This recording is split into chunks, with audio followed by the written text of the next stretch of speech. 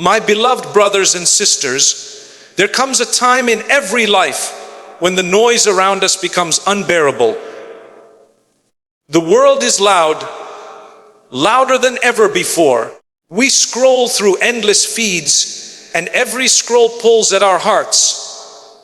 One post makes us jealous, another makes us anxious, another leaves us doubting our own worth. The mind becomes heavy, the chest feels tight, and even when we close the device, the echoes of people's voices still remain.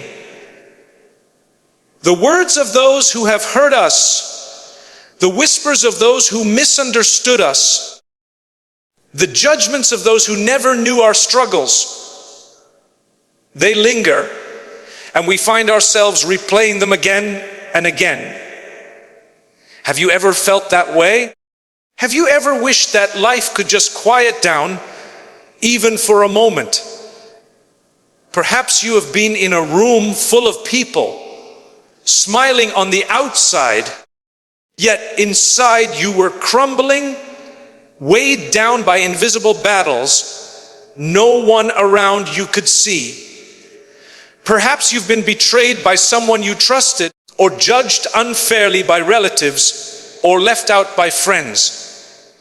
Perhaps you've been working so hard to prove yourself, to defend yourself, and still people find reasons to doubt you.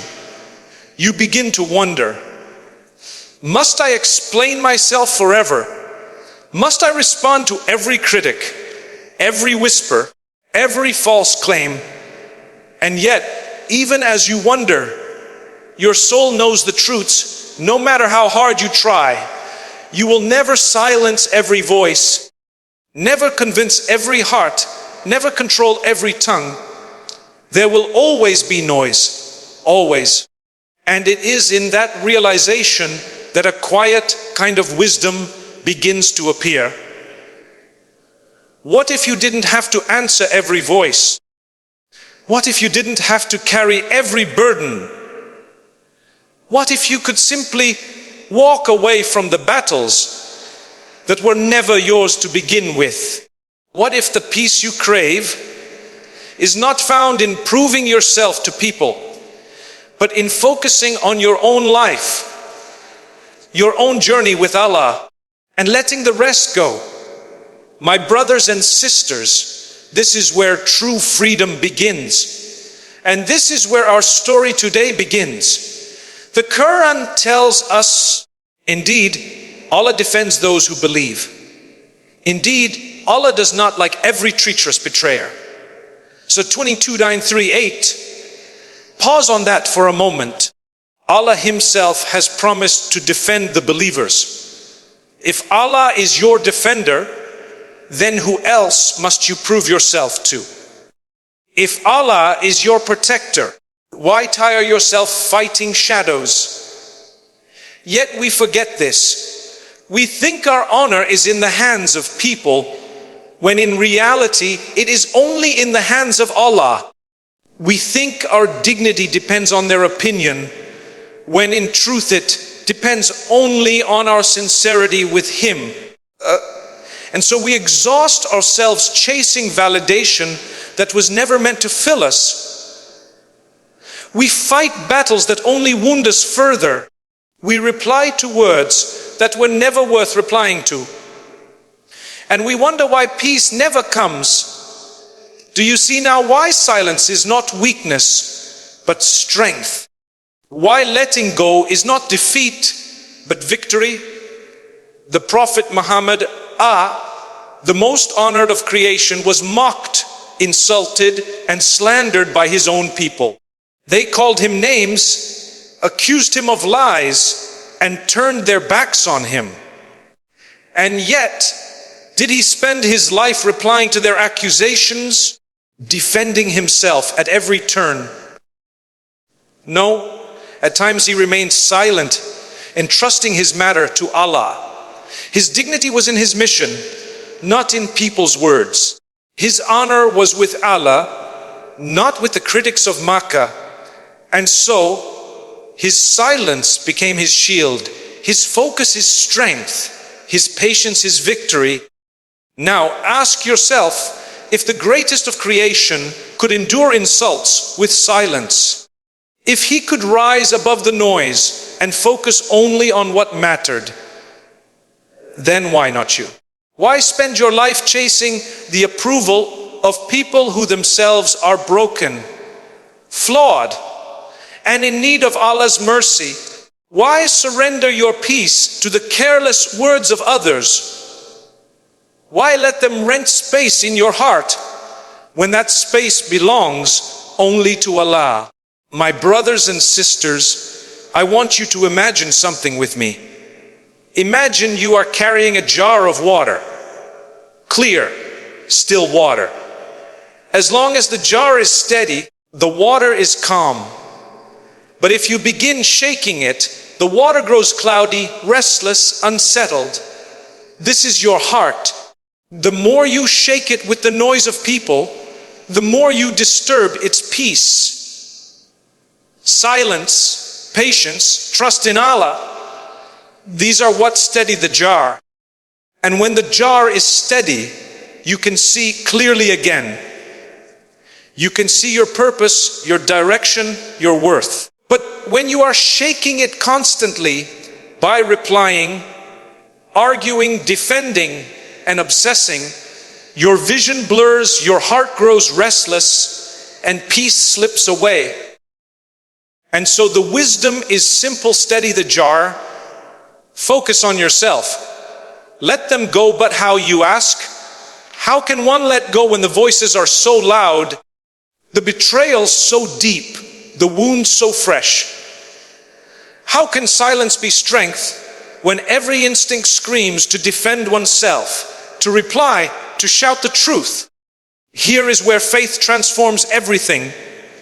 The Prophet A said, "Whoever believes in Allah and the last day, let him speak good or remain silent." Bukhari and Muslim. Notice how silence is not mentioned as weakness, but as a sign of faith, as an act of belief. Remaining silent in the face of nonsense is not ignoring injustice, it is choosing wisdom. It is not cowardice, it is courage of a higher order.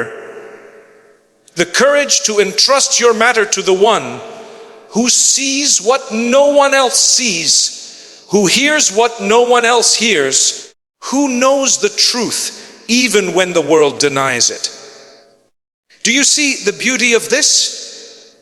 Every time you resist the urge to answer a meaningless attack, every time you swallow your pride and leave your case with Allah, you are not losing. You are winning. You are polishing your heart, protecting your peace, and showing Allah that your trust is in Him, not in people. And Allah never lets down those who trust Him. Think of Yusuf, peace be upon him, a man betrayed by his own brothers, cast into a well, sold as a slave, falsely accused by the wife of his master, and thrown into prison though he was innocent. At any point, Yusuf could have screamed, argued, defended himself endlessly. Yet the Quran tells us he chose silence in moments where words would only inflame hatred. He focused instead on worship, on dua, on patience. And in the end, who raised him? Allah did. Who honored him? Allah did. Who cleared his name? Allah did.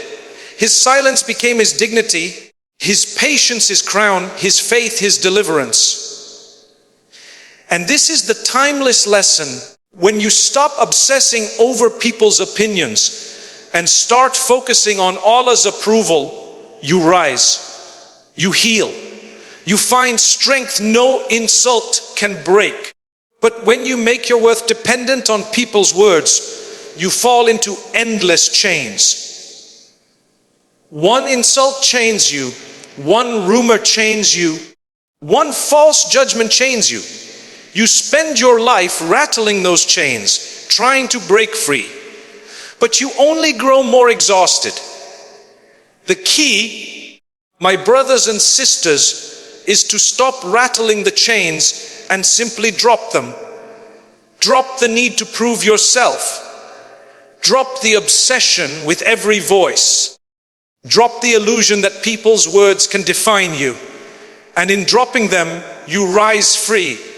Let us pause and ask, what is silence really? It is not merely the absence of speech. It is the presence of wisdom. It is the choice to keep your tongue pure when it could easily stain your heart. It is the act of protecting yourself and others from harm.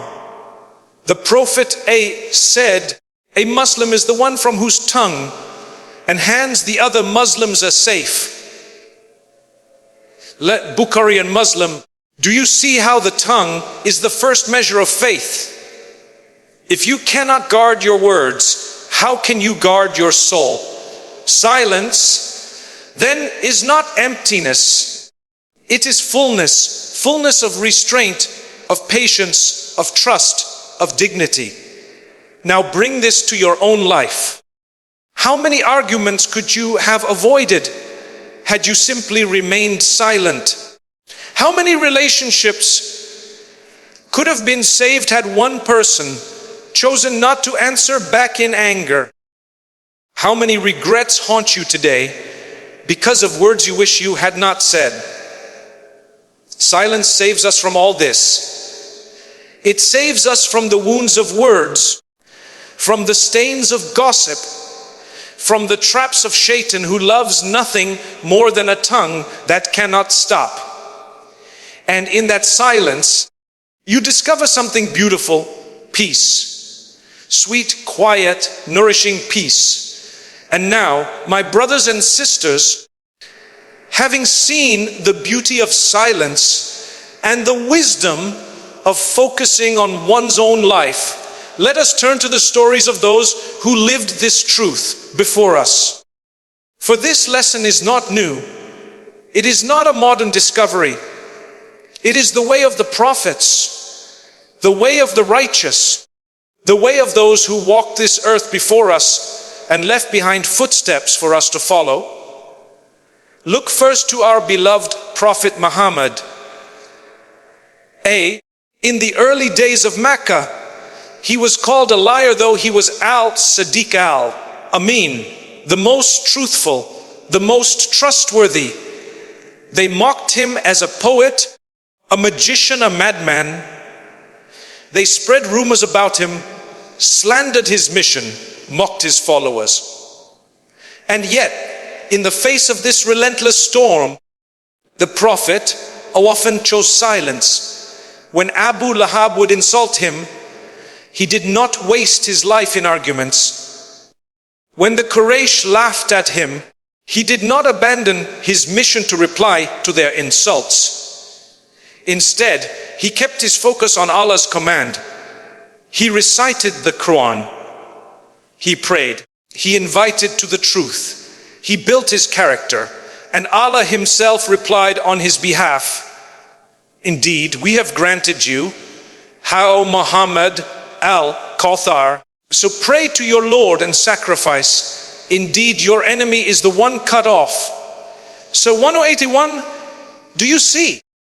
Allah defended his messenger while his messenger focused only on the mission. This is the model for us. Focus on what matters and let Allah handle the rest. And what of Imam Malik, the great scholar of Medina? He was once asked so many questions, and to many he simply replied, I do not know. People mocked him. How can the scholar of Medina not know? And yet his dignity was in his silence. He refused to answer what he was not sure of, refused to argue where clarity was absent. And because of that humility, Allah raised his name for centuries to come. His silence became his honor, so too with us. You may feel pressure to reply, to defend, to explain, but sometimes the most powerful answer is silence. Sometimes the most eloquent defense is dignity. Sometimes the most victorious act is walking away. And when you do, you are not losing. You are joining the company of those who mastered the art of silence before you, those whose names live on, because they chose Allah over people, focus over noise, faith over ego. My brothers and sisters, as we continue, we will dive deeper into these stories, these lessons, these treasures of silence and focus. For they are not mere tales of the past. They are guides for your present, your struggles, your pains, your hopes. But let today's lesson sink in your heart. Focus on your life. Let them go. Guard your silence. And know that Allah is your defender, your protector, your witness, and your ultimate judge. Bismillah ar-Rahman ar-Rahim. My beloved brothers and sisters, life is full of moments where the heart feels stretched between despair and hope, between holding on and letting go. Often, when we look back at our history, the history of Islam, the lives of the prophets, the struggles of the companions, we find that their challenges were not light burdens either. They carried mountains of grief, yet their faith carried them through. And when we see their stories not as distant tales, but as living reminders, we begin to realize that Allah has already given us every tool we need to endure, to grow, to heal, and to stand again after falling. Take, for instance, the life of Prophet Musa Yumiso Is-Ihi. From the moment he was born, his life was marked by danger and separation. His mother had to place him in the river, surrendering her newborn to the water, not knowing whether he would live or die. Imagine that moment of absolute surrender. The trembling of her hands as she set down the basket, the tears in her eyes as the flowing water carried away her child. Yet Allah promised her, do not fear and do not grieve. We will return him to you and make him one of the messengers. And indeed, Allah fulfilled his promise. Musa grew up in the very household of Pharaoh, the tyrant who sought to kill him. What greater proof could there be that even when all odds are against you, Allah's plan is greater than every obstacle? How many of us have faced situations where we felt like we were setting our dreams, our relationships, or our very lives into a river of uncertainty, not knowing whether we would survive? How many times have we felt that our control was gone, that everything depended on forces greater than us? My dear brothers and sisters, those are the moments when Allah invites us to lean into his plan. Because what we see as loss, he sees as protection. What we see as separation, he sees as preparation. And what we see as despair, he sees as the doorway to his mercy. The companions of the Prophet, they too carried their share of loss. Think of Khadija, the beloved wife of the Prophet. She was not just a spouse, she was his comfort, his partner, his first believer. She stood by him when the world mocked him, when his own tribe rejected him, when he came home trembling from the first revelation. She held him and reassured him that Allah would never abandon him.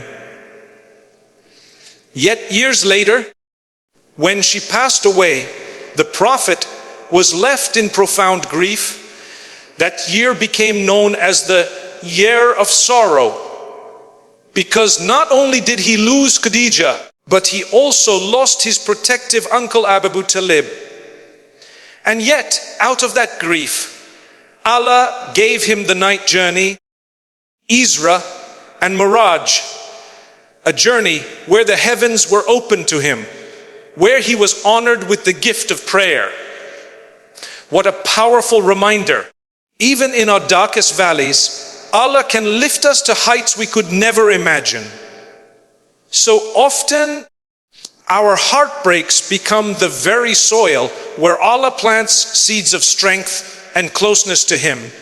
Perhaps the people we lose, the relationships that end, the opportunities that vanish, they are not signs of Allah's neglect, but His mercy preparing us for something far greater. When you lose someone or something, do not rush to fill the emptiness with worldly distractions. Instead, allow that emptiness to be filled with Allah, because the one who took it away is the same one who can replace it with something better. If not in this world, then surely in the next. The Quran tells us, and we will surely test you with something of fear and hunger and a loss of wealth and lives and fruits, but give glad tidings to the patient. Those who, when disaster strikes them, say, indeed, we belong to Allah, and indeed to Him we will return.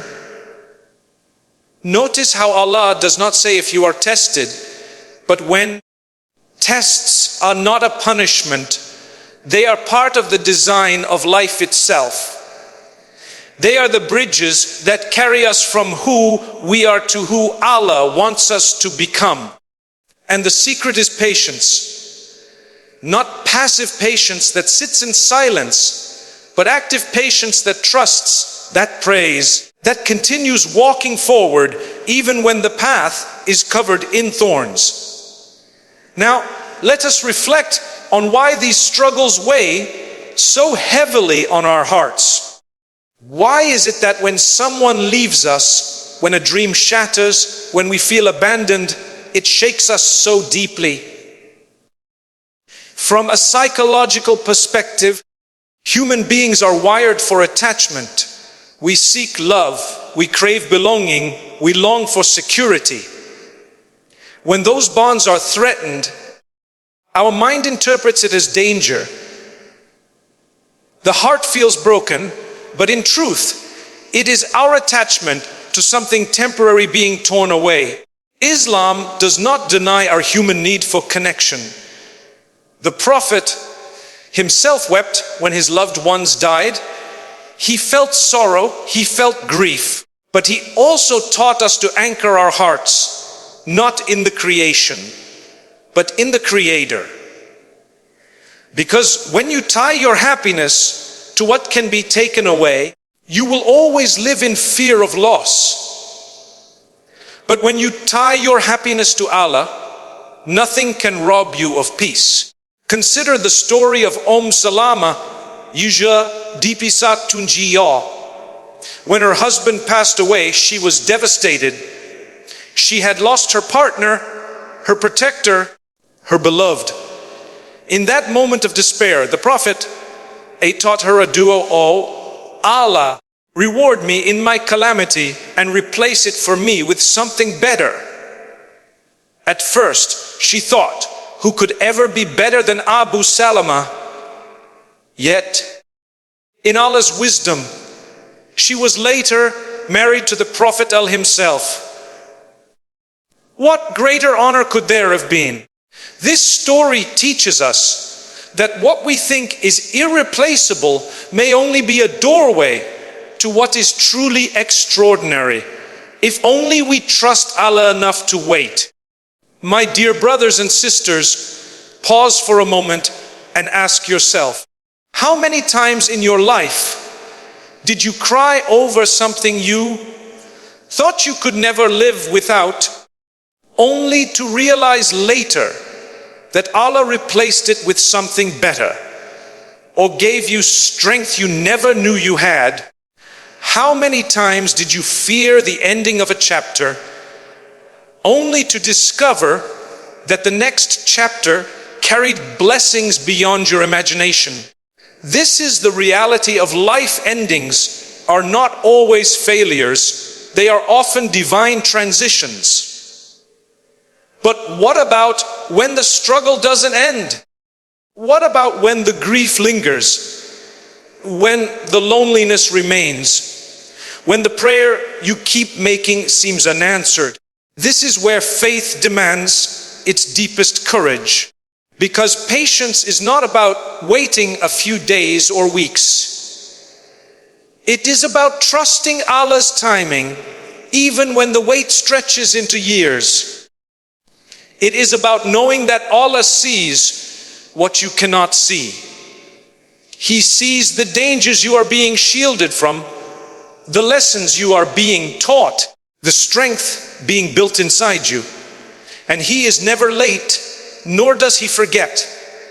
His wisdom is perfect, His timing flawless. In today's modern world, where we are constantly bombarded with images of people who seem to have it all, perfect relationships, successful careers, endless happiness, our struggles can feel magnified. Social media whispers into our hearts, look at them, they are happy, you are not. And so we begin to compare our journey with theirs, forgetting that every soul has its own test. The smiling face on a screen may be hiding tears you cannot see.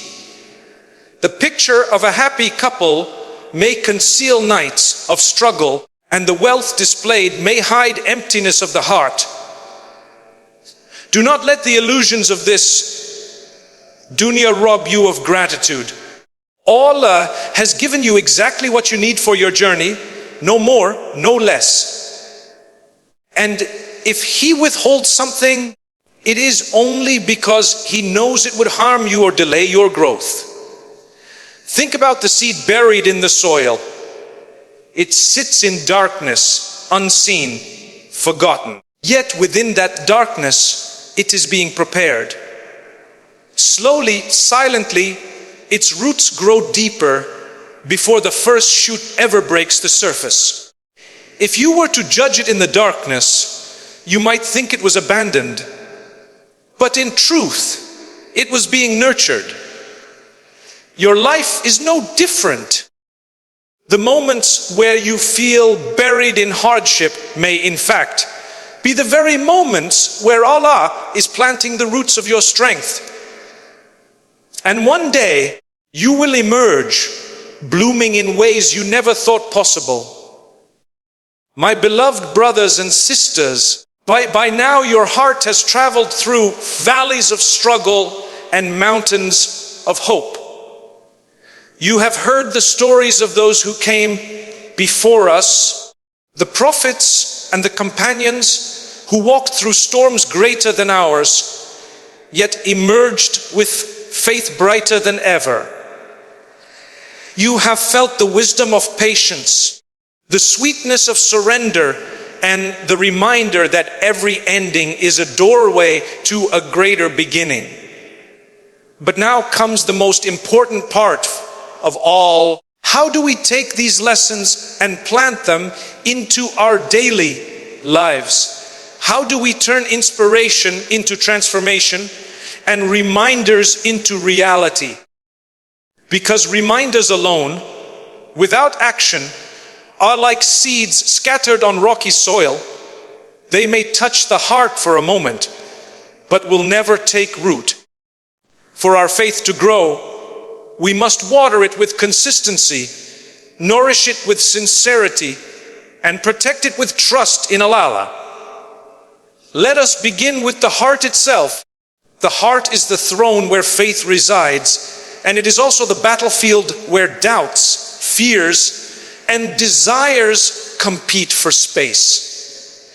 If the heart is not purified, if it is left unchecked, even the most powerful reminders can be stolen by whispers. That is why Allah tells us, verily, in the remembrance of Allah do hearts find rest. The first and most practical step then is remembrance. Dhikr. Begin and end your days with the name of Allah. Not mechanically, not out of habit, but with presence. When you wake up, whisper Alhamdulillah, Alaythi Ayana Beda Ma Amatana wa Alayhin Nushur. All praise is due to Allah who gave us life after death, and to Him is our return. Feel it. Let it sink in that every morning you wake is not a guarantee but a gift. That single line will transform the way you step into your day. Prayer too must move from ritual to refuge. Too many of us pray with our bodies but leave our hearts wandering. We bow and rise, but the mind is elsewhere. The tongue recites, but the soul is absent. Beloved brothers and sisters, Salah is meant to be our safe space, our shelter in the storm.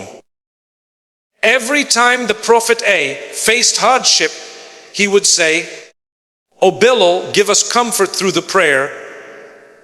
He did not say, "Give us a burden," but comfort.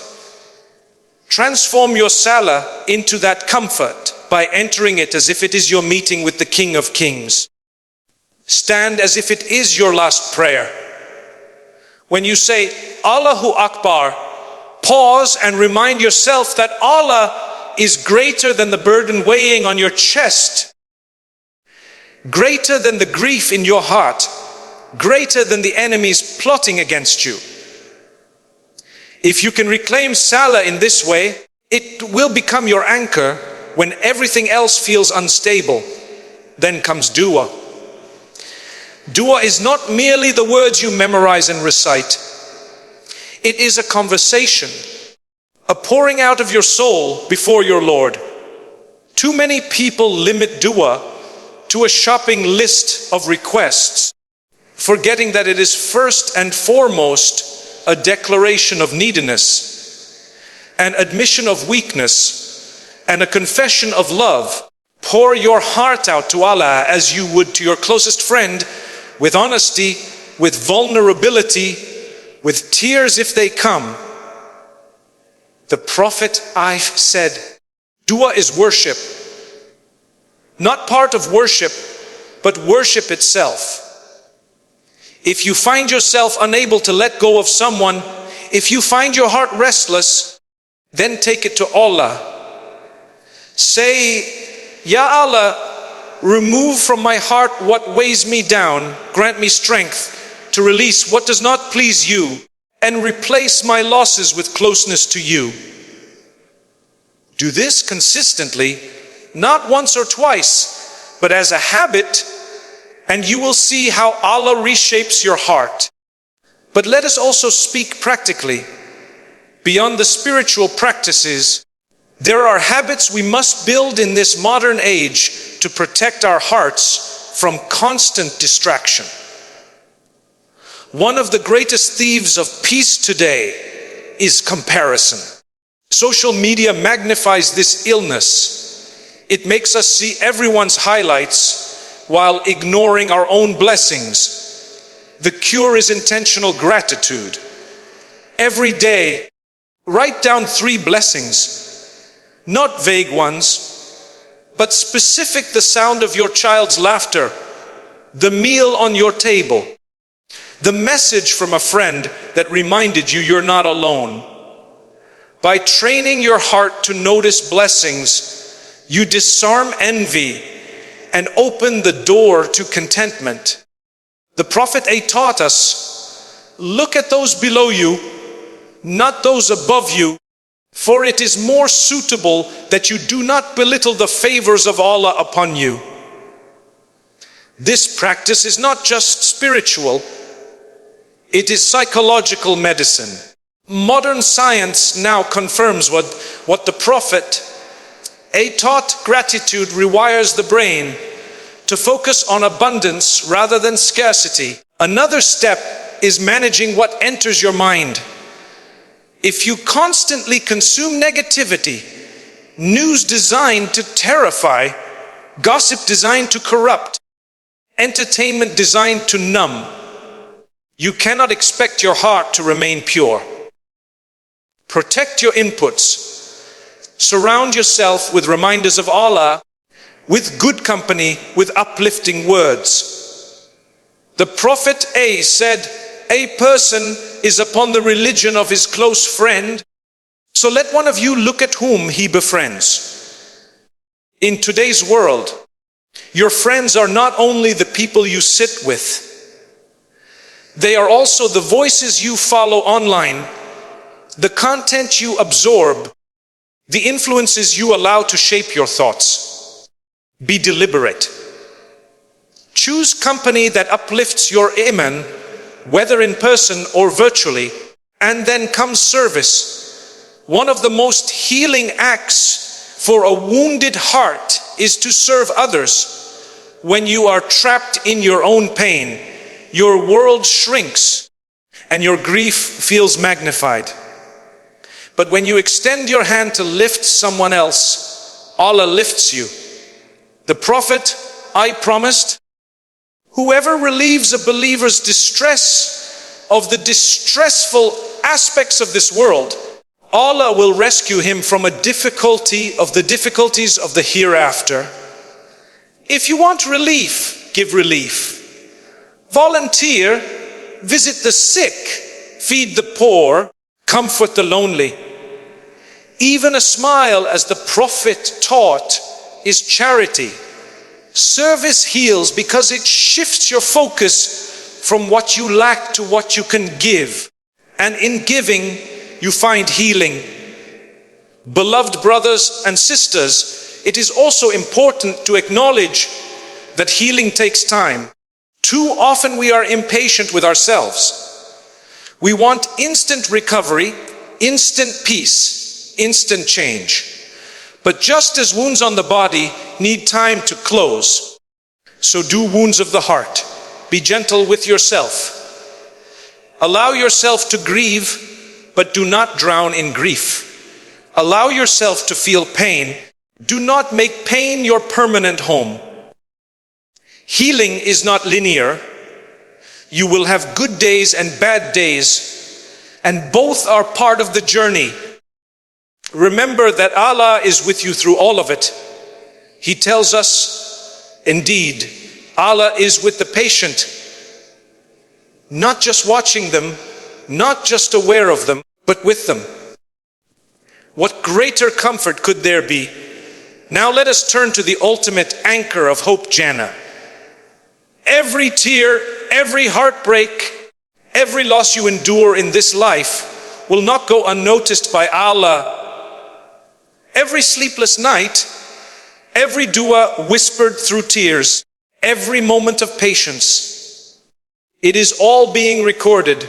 The Prophet told us, no fatigue, nor disease, nor sorrow, nor sadness, nor hurt, nor distress befalls a Muslim, even if it were the prick he receives from a thorn, but that Allah expiates some of his sins for that.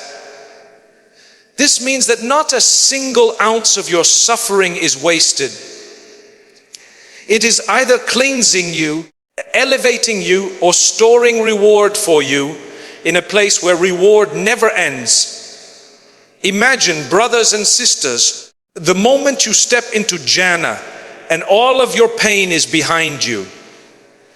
Imagine Allah replacing every loss with eternal joy, every tear with everlasting laughter, every heartbreak with unimaginable love.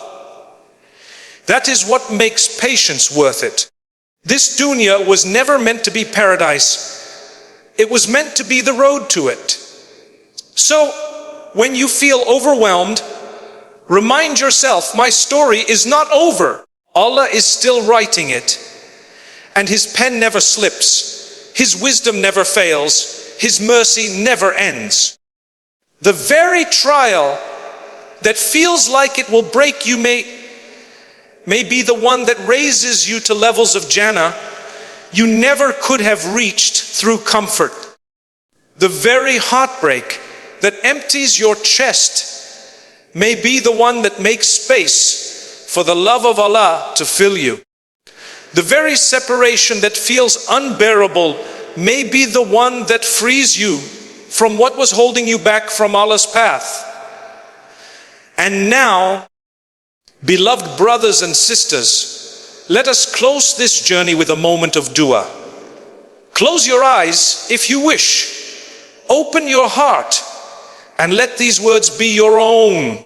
Ya Allah, we come to you with hearts that are tired, with souls that are restless, with burdens we cannot carry alone. Ya Allah, grant us the strength to let go of what does not please you, and the wisdom to hold on to what draws us closer to you.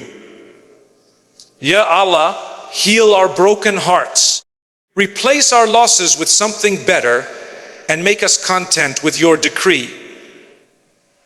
Ya Allah, protect us from despair, from envy, from hopelessness, and fill our hearts with trust in you. Ya Allah, forgive us for the times we doubted, for the times we complained, for the times we forgot that you were with us all along. Ya Allah, grant us patience in this dunya and eternal joy in the akhirah. Ya Allah, reunite us with our loved ones in gardens, beneath which rivers flow, where there is no pain, no loss, no separation, only your mercy and your pleasure. Ya Allah, make the last words on our tongue in this world, La ilaha illa Allah Muhammadur Rasulullah, and grant us the honor of seeing your face in Jannah. Ameen, Ameen, Ameen. And as you leave this reminder, my beloved brothers and sisters, take one truth with you. Life will test you. People will hurt you. The world will change around you, but Allah remains. His mercy remains. His love remains. Focus on your life, focus on your journey, and trust Him enough to let go of what was never meant for you. Because when you let go for the sake of Allah, He always replaces with something infinitely better. And that is a promise He never breaks.